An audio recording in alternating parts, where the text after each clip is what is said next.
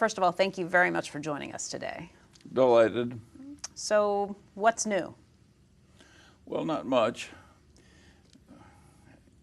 Berkshire has a standard catechism, and it doesn't change much.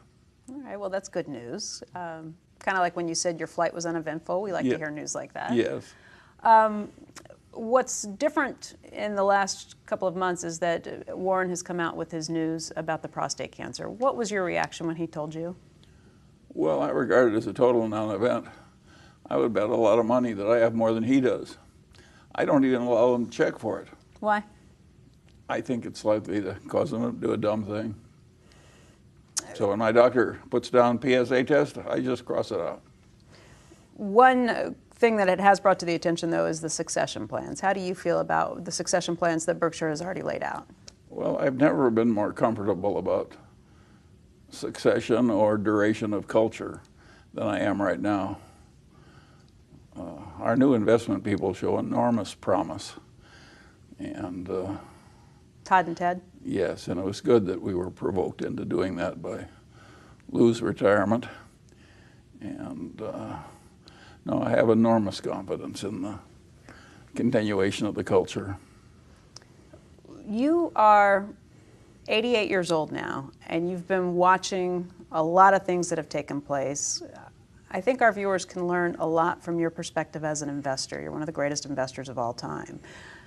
Is there anything happening in the investing or business world right now that seems like deja vu to you? Well, it's always a little different. People are always quoting Mark Twain. Perhaps the comment was apocryphal. But history doesn't repeat itself, but it rhymes. So sure, a lot is the same. The panic that came as a predecessor of the Great Recession had common themes that are always the same. The crazy greed, the crazy leverage, the crazy delusions. And I think we were very lucky that the outcome wasn't worse. You know, if it were a just God, we deserved worse than we got. Did you see that coming? Simply again, because you've been watching. Well, of course we knew it was long. coming, and we always used to say, people would say, "What do you think about the crazy consumer credit or the crazy this, the crazy that?" And they said, "What's going to happen?" And I said, I always said it's going to have a very bad result, but I can't tell you when. Is there anything you see happening right now that could have a bad result? And one thing that comes to mind is what's been happening with the very easy central bank policy with central banks around the globe. Well, I think that the central banks were sort of forced into that. So what was wrong was not the central bank reaction, which I think was correct. They went to the whip. They don't have an unlimited number of weapons. And we'd be in way worse shape if both political parties hadn't backed huge central bank intervention. The big mistake was made by allowing the boom to go so crazy and so much evil and folly to run so rampant. Greenspan, to his credit, has since recognized that he was wrong. He's the only one who's done that. Everyone else has managed to look at this enormous denouement and leave the previous ideas intact.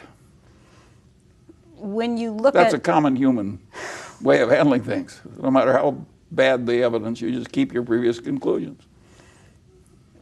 When you look at, though, the easy Fed policy, you point out that it was necessary, and there are Absolutely. a lot of people who have said that. But David Einhorn wrote a piece yesterday in the Huffington Post where he said too much of a good thing is a bad thing. He compared it to jelly donuts and said one's good, two might be okay.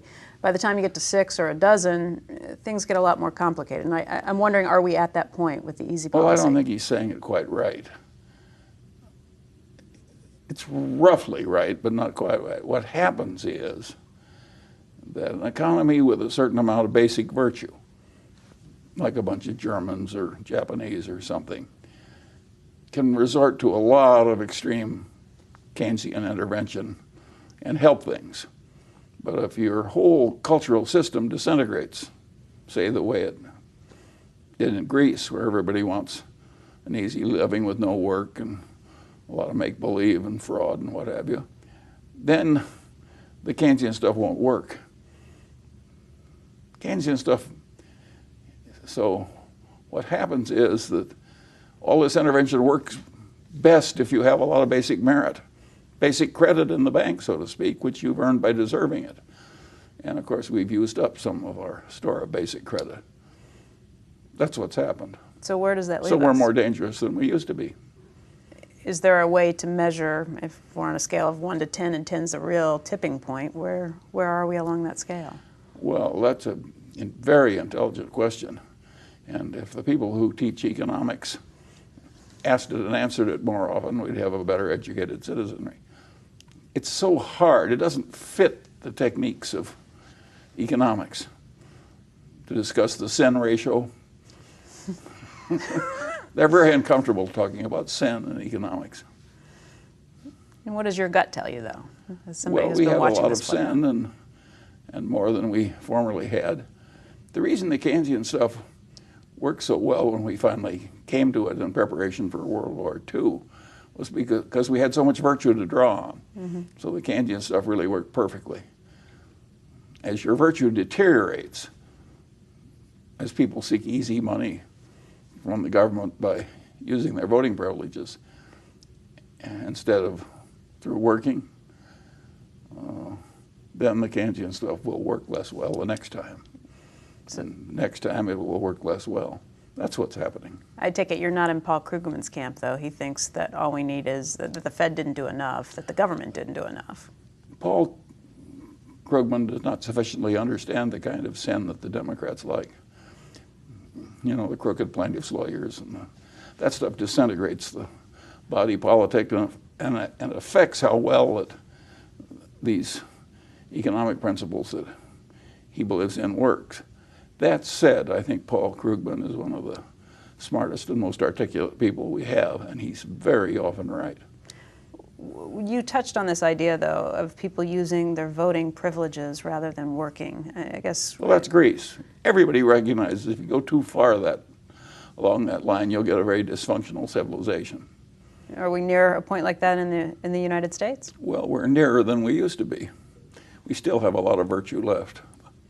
Okay. If you look at what the Fed has done, other people point to it and say, it's doing this because we have no fiscal policy right now. The monetary policy is taking the part of where fiscal policy should be stepping in. Would you agree with that thesis? Well, the Fed has a limited repertoire, and actually they have to choose from the repertoire they have.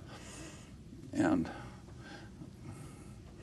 the Fed can't vote a lot of money to create armaments or dams or highways or what have you. So what they do is they affect what they can affect. I've got no real quarrel with the Federal Reserve System. I think that on the way up, Greenspan was blind not to step on the boom. But you don't He really overdosed on Ayn Rand. And practically everybody else did too. But there's not a screaming signal that's going out right now that is nearly as clear? Well, I don't think it's as easy to fix as it would have been if we'd never gone so crazy. So it may well be that we have a long slog ahead of us. As an investor, though, Einhorn used this whole thesis that he had, the idea that too much of a good thing is a bad thing, to say that in a normal situation like this, he would be buying stocks, selling bonds, and selling gold. But because he doesn't trust the Fed, he says he's buying gold right now. Is that a thesis that makes sense? Well, not to me. I think gold is a great thing to sew into your garments if you're a Jewish family in Vienna in 1939, but I think civilized people don't buy gold. They invest in productive businesses. All right, let's talk about some of the productive businesses you see right now as you look around the Well, globe. I love the portfolio we've gradually developed in Berkshire. And we just have a wonderful portfolio of businesses if you average them out. And by and large, they're doing productive, useful work. It's not outsmarting the computer systems in the trading markets. Over the last 4 or 5 years, you've changed that portfolio pretty drastically with some of the major acquisitions that have come along. Burlington Northern, Lubrizol. Did you intentionally set out to change the portfolio? We've always been opportunistic. What does that mean? Well, it's Carlyle. He said, the task of man is not to see what lies dimly in the distance, but do the duty that lies clearly at hand. And we are like Carlyle. Do you see any great duties at hand right now? No, but I think we've been pretty good at grasping things our duty impelled us to grasp, and it's worked way better than master planning. I have a deep distrust of master planning. People get to believing the plan because they created it. So the chaos and what's theory? needed is the kind of propensity to disbelieve that by changing your previous conclusions. And we're very good at that, thank God. Mm-hmm. When you look at the investment portfolio and how it has changed, IBM is now the second largest holding for Berkshire. Warren told us yesterday that he didn't even tell you about that purchase until he was about halfway into it. That's true. What did you think when he did tell you about it? I was perfectly okay with it. It's a very Buffett-style play. How so? Well, it's simple. They announced what they were going to do and why they thought it was going to work.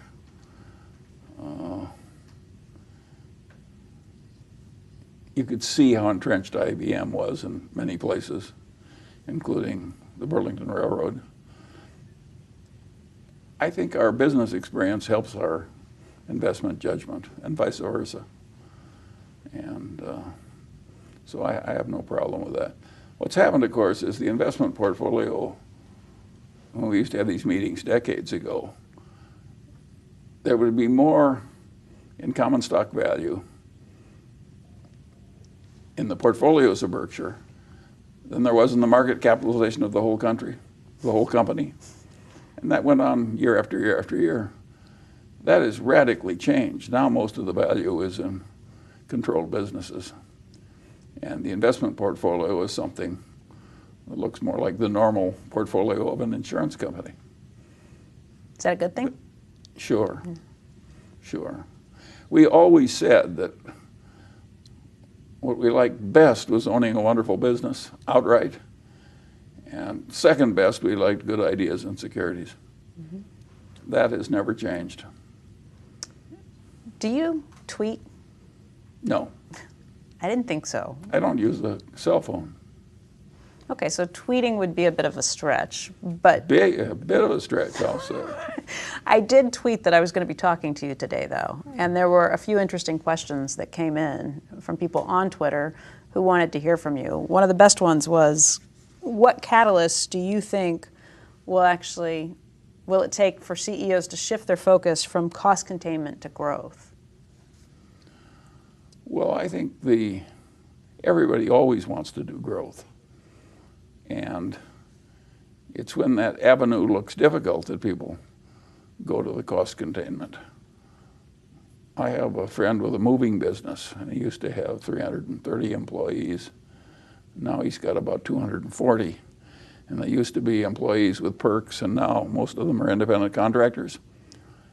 He did that because he had to in the Great Recession, which enormously affected the movie business. He didn't shift to cost containment as some kind of involved strategy. Life was forcing it on him.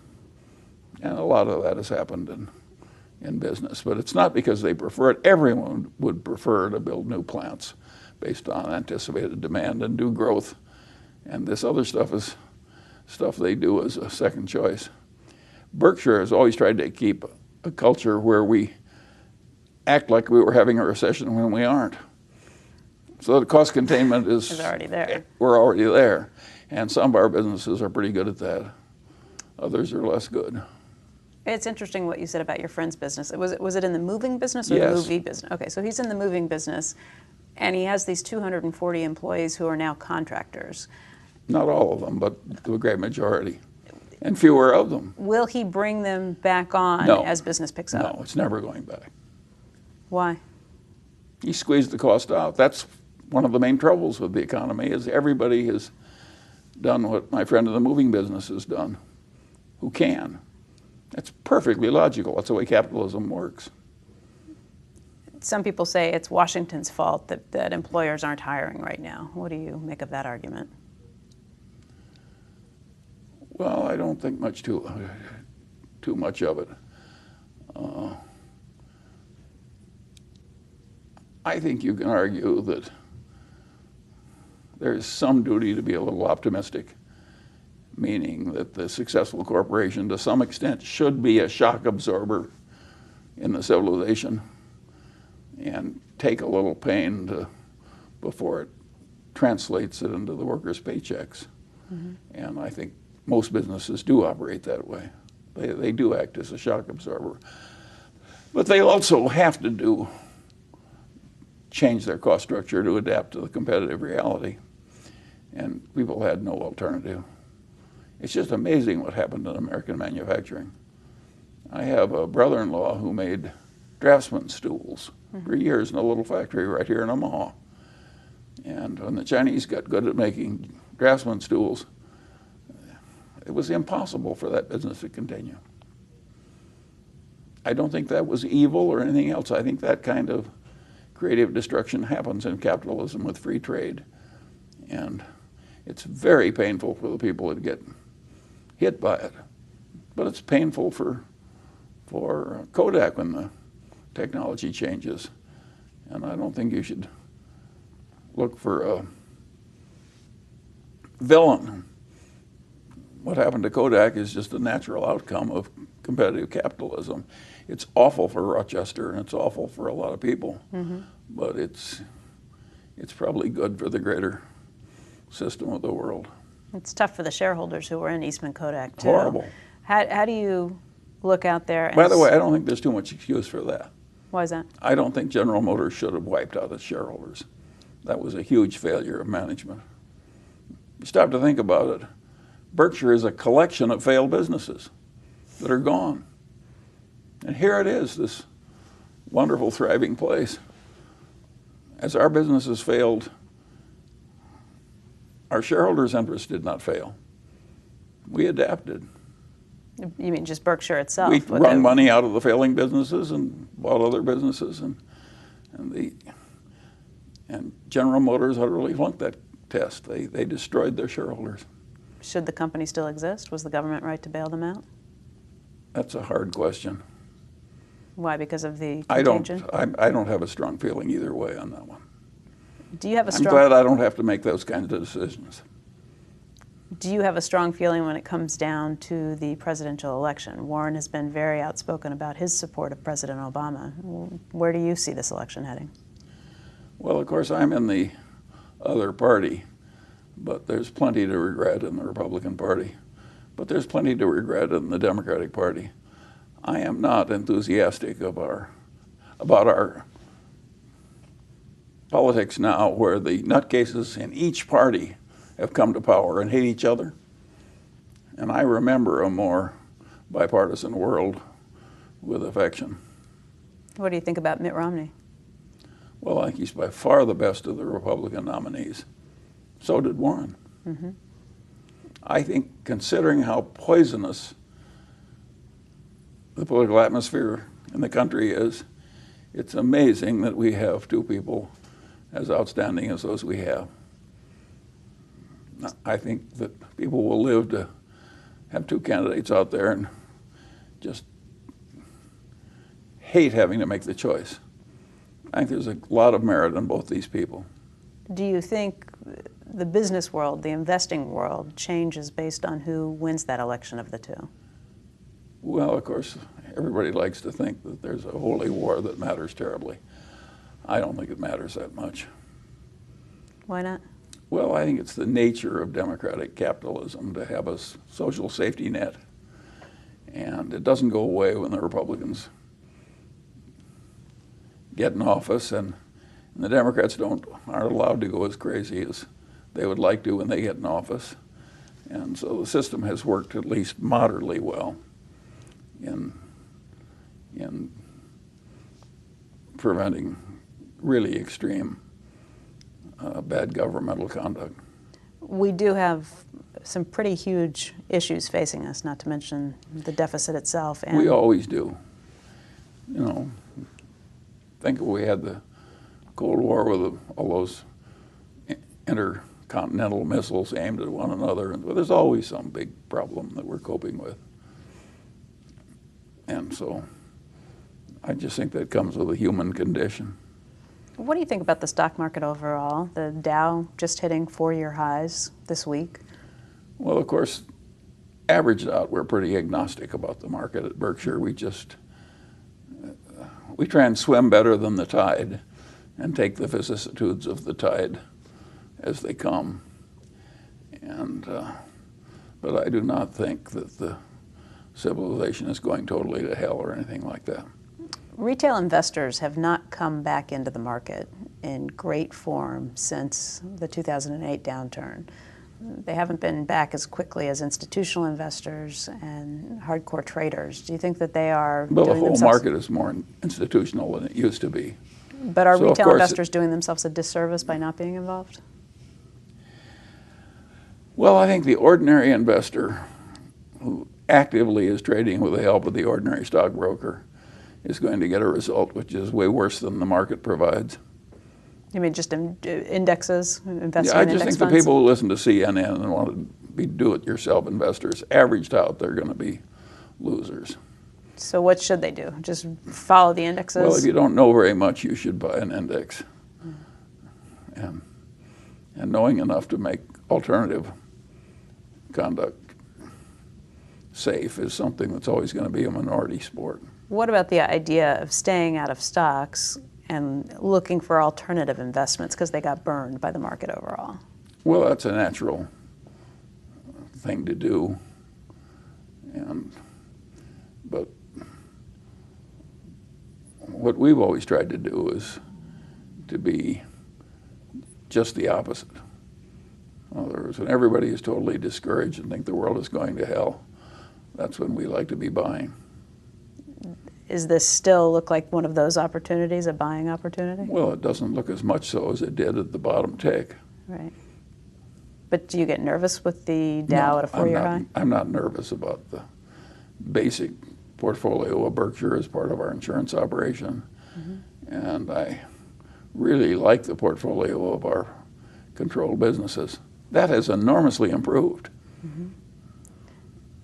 Is there anything when you look around, investing here in the United States versus overseas? I know you've been very active looking at some of the investments in China and other places. What to you is the most exciting part of potential growth?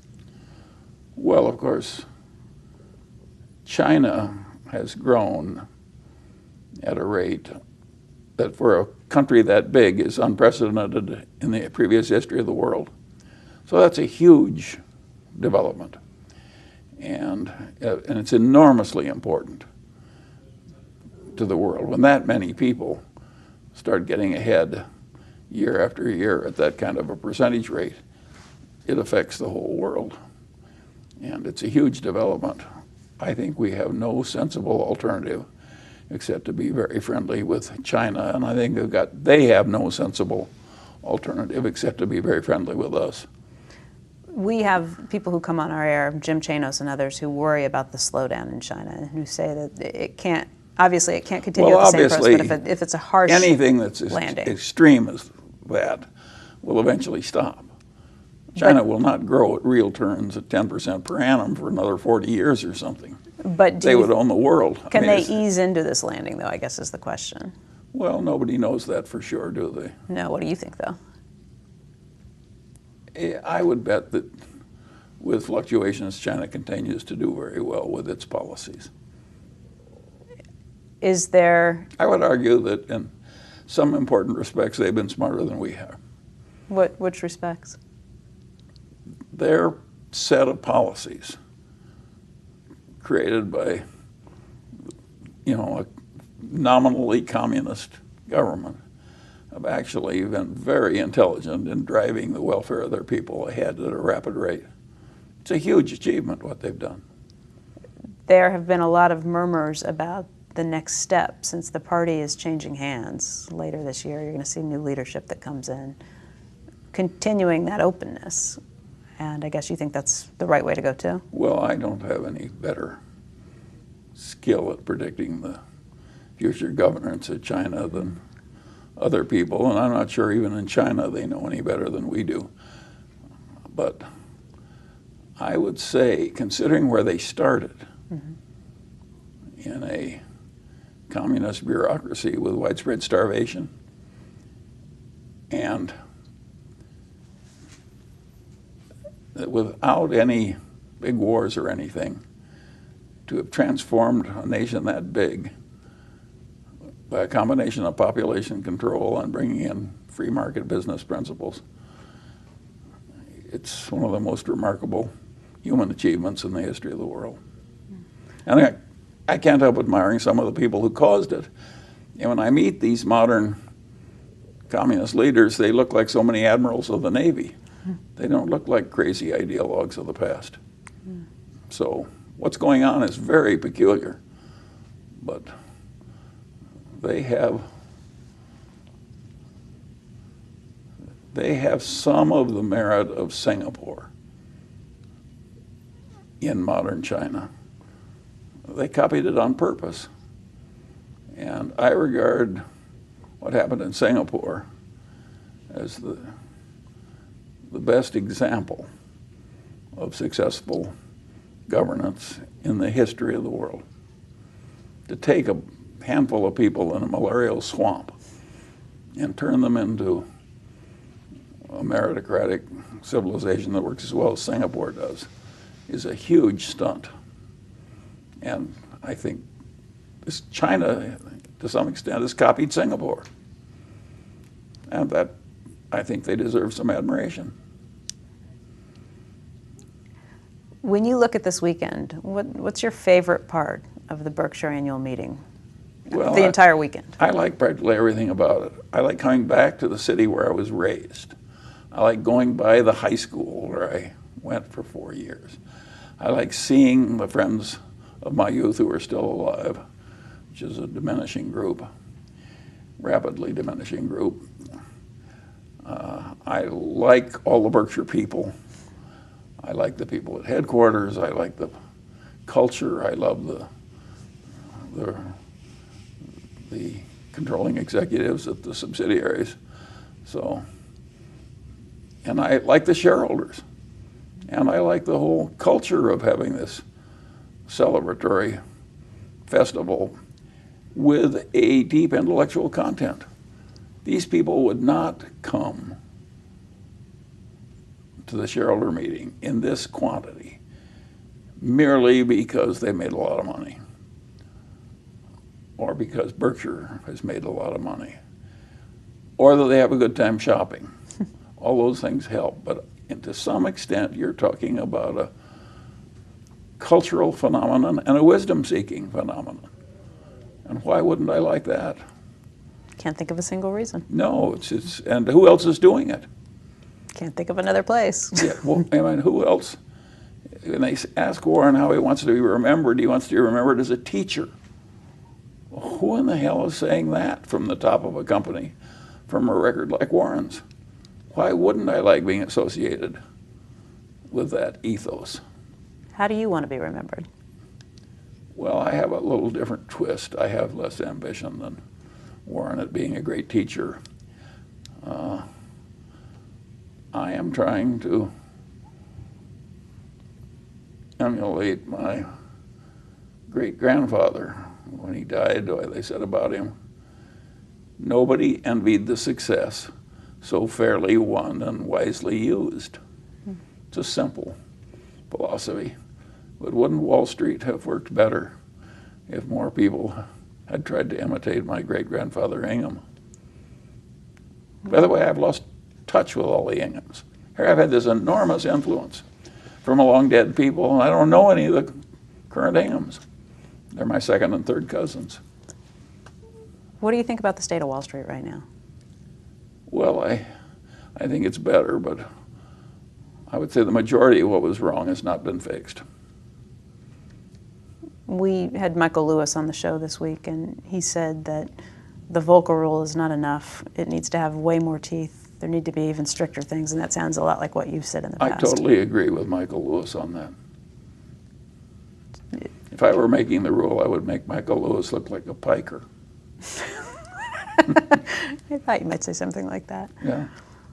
How would you lay it if you were a benevolent dictator and this was yours to lay out? Well, take the rapid training by the computer geniuses with the computer algorithms. Those people have all the social utility of a bunch of rats admitted to a granary. I never would have allowed the rats to get in the granary. I don't want the brilliant young men of America devoting their lives to being rats in somebody else's granary. That's not my idea of the right way to run the republic, and if you let me write the laws, it wouldn't happen. But of course, nobody's going to do that. But what laws could be written to keep that from happening? How do you stop it? I wouldn't allow. I wouldn't allow the system to be that way at all. I just wouldn't allow anybody to make money out of short-term trading. I might have Tobin taxes. I would do something.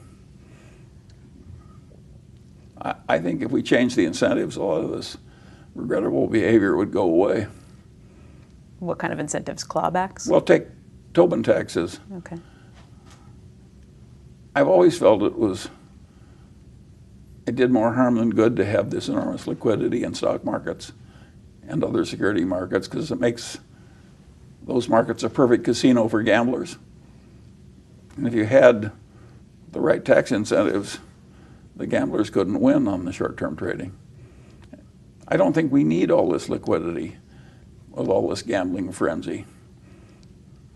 But there again, I'm in a distinct minority. All right, let's pretend like I know what Tobin taxes are. Enlighten me. Tobin was an economist at Yale, and he wanted taxes. For instance, suppose I had a rule that the tax on a short-term gain was, let's say it's 99%. There wouldn't be a lot of people trading derivatives. That sounds like a very blunt tool for changing behavior. Yes, but you wouldn't have to make it quite that blunt. If you'd let me do it, believe me, I would have a different world. I would have less gambling and more legitimate investment and more long-term thinking and less of this short-term trading frenzy. I would not allow people to run hedge funds and report their pay as long-term capital gains. Mm-hmm. I think we do a lot of things that are literally sort of insane. And once you allow this wrong culture to get in and be entrenched and be remunerative, you create political power that protects the activities that are regrettable. What good is it doing the civilization to have a group of people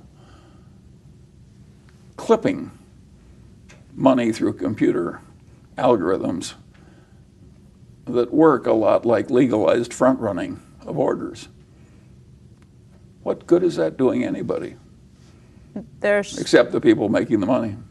But those are changes that have been discussed in Washington, some of these very quick changes to the tax code. It's not, I would say, I think you could get the hedge fund compensation treated as ordinary income. Mm-hmm. I think that probably will pass one of these days. But how could anybody rational in either party have allowed the current situation to go on as long as it has? Well, the answer is they're both getting a lot of donations from these people. And once they cured it, they wouldn't be getting all the donations from the people who don't want the situation changed. In spite of all of this, though, when you look both at the political and the economic future of the country, you have a very bright outlook? Well, I think there's more sin than there used to be. But if you went back far enough, you would find a lot of sin. My favorite saying was about Jay Gould and Russell Sage. And you remember that era, and they said of those two in Congress, when they're talking, they're lying, and when they're quiet, they're stealing. And we've come a long way from that. And those people were reputable in some places, and that was their basic morality. They said of Cullis P. Huntington, Ambrose Bierce said, he was scrupulously dishonest, and he had no more soul than a shark. And I think that was pretty correct. And now they did build a transcontinental railroad with the help of a lot of Chinese. And they got the job done. But I think we're a long way from that. It was massive bribery that caused that railroad to exist. And I think we're a long way past. We tend to idealize the past, but a lot of what was very regrettable is now gone. We'll leave it on that high note then. Charlie, I want to thank you very much for your time today. Glad to do it.